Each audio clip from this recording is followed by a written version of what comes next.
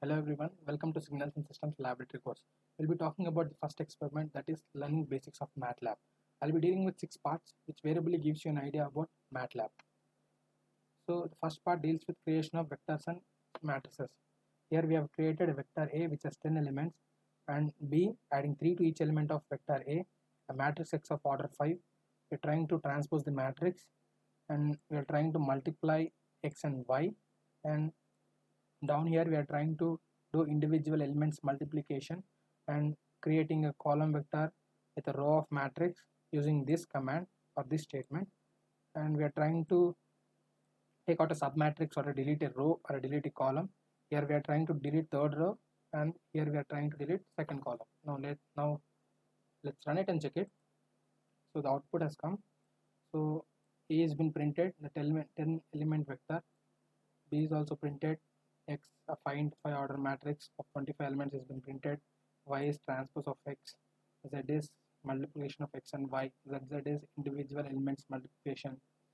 X is taking out a column vector of a row of matrix, and here XX is taking a submatrix out of a given matrix, and down here X has been transformed to a 4 into 5 order matrix after deleting third row, and down here X has turned out to be 4 into 4 order matrix after deleting third row and second column. In second part, we'll be discussing about plotting of graphs and storing of variables in different kinds of formats. So I'll be plotting 4 graphs and labeling them. So the first graph that I'm going to plot is y equal to 2x graph, where x is from 9 to 90, and which is with an incrementation of 9. So there are some commands like subplot, which divides the screen into different number of parts so that we can plot n number of graphs. Stem is for plotting points and joining them to x-axis. X label is for labeling x-axis. Y label is for labeling y-axis. Grid on is for showing grids on the screen. Legend is for differentiating two curves in a plot. And now down here we are trying to store variables in different kinds of formats. Here .mat, .txt, .xls, and here we are creating a structure and storing variables. And here we are trying to store two variables and in example.mat, and we are trying to append a third variable called q, and here we are trying to read and write a cell and a matrix. So we are writing a cell and later on we are reading it, and at last we are reading an audio and we'll try to play it. Now let's run it and check it.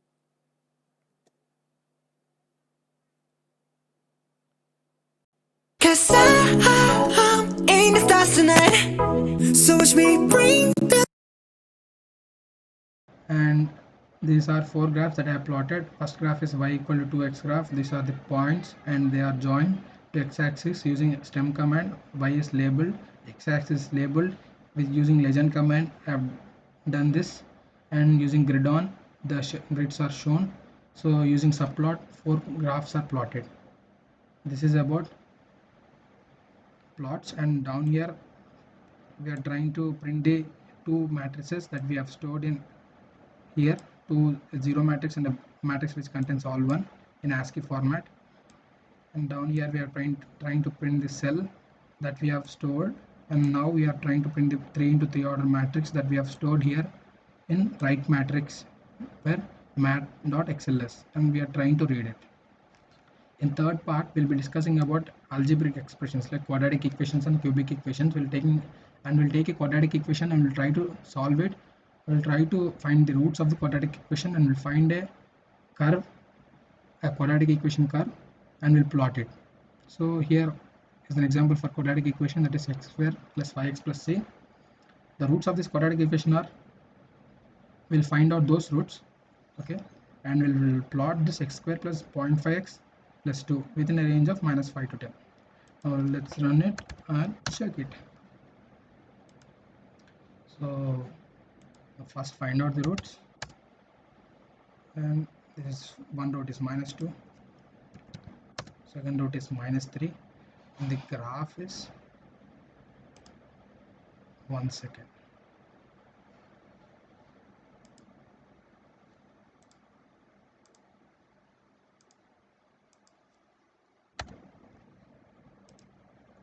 This is the graph of x square plus 0.5x plus 2.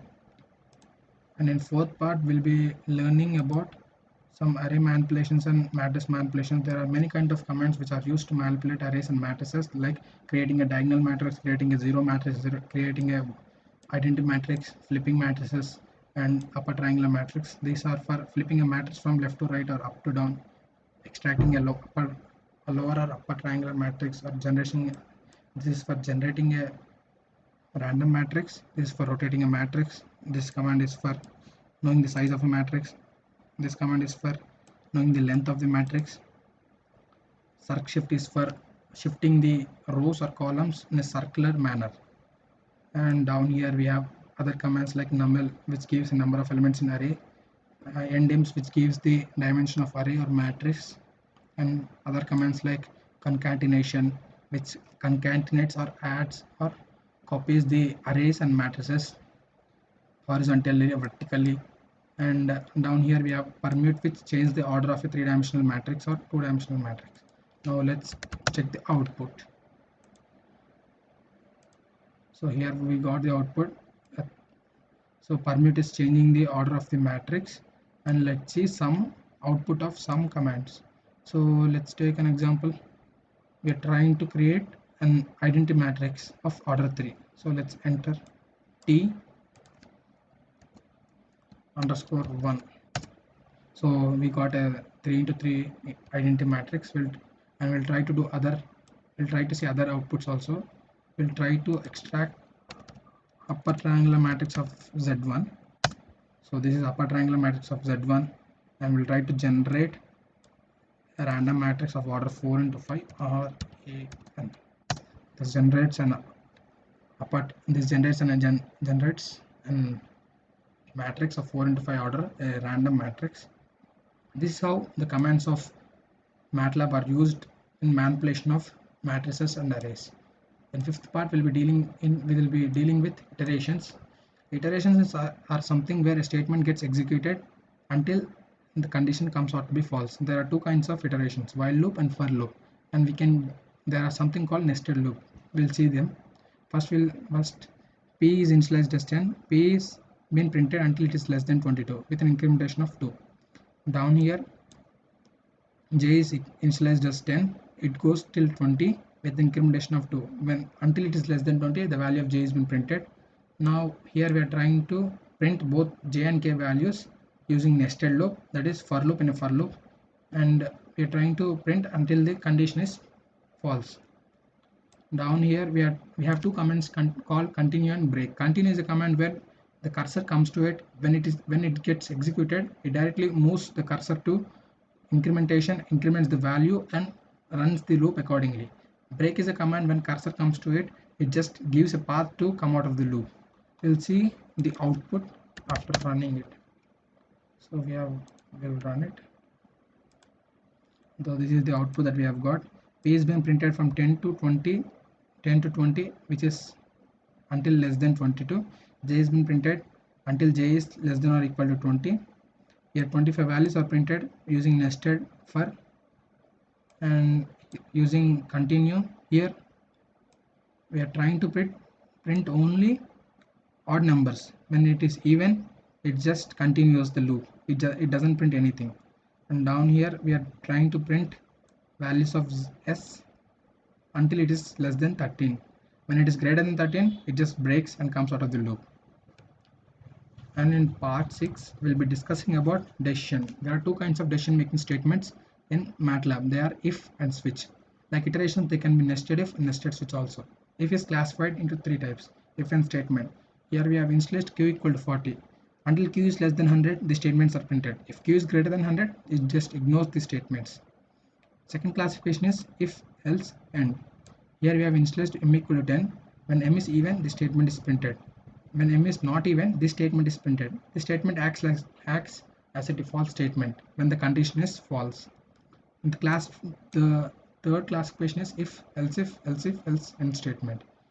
Here n equal to 13 is been initialized. When n is greater than 20, this statement is printed. When n is greater than 15, this statement is printed. It's like when upper condition is false, it comes down and checks the lower condition. If every condition comes out to be false, it directly goes to else statement and it prints the else statement. Now in nested if we are trying to input a number and if the inputted number is positive, it prints positive, and if it is even or odd, it just prints it is even or odd. And down here we are using another decision making statement switch. We have declared grade equal to C. This ASCII value of C will try to match with this ASCII values.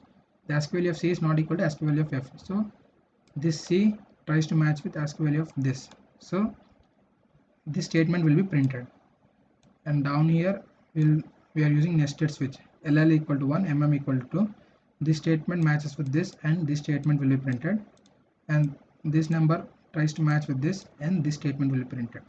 Now let's see. After we run it, this is the output we have got. Q is initialized as 40, which is less than 100, so value of Q has been printed. M is initialized as 10, which is an even number, so M is printed. Here we have initialized n equal to 13, which is less than 15 but greater than 10, so this statement has been printed, this statement. And down here we're trying to input a number.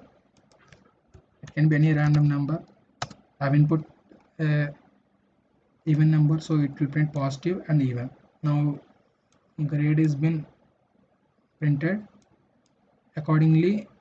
After matching in the switch, C will match with this C and this statement will be printed.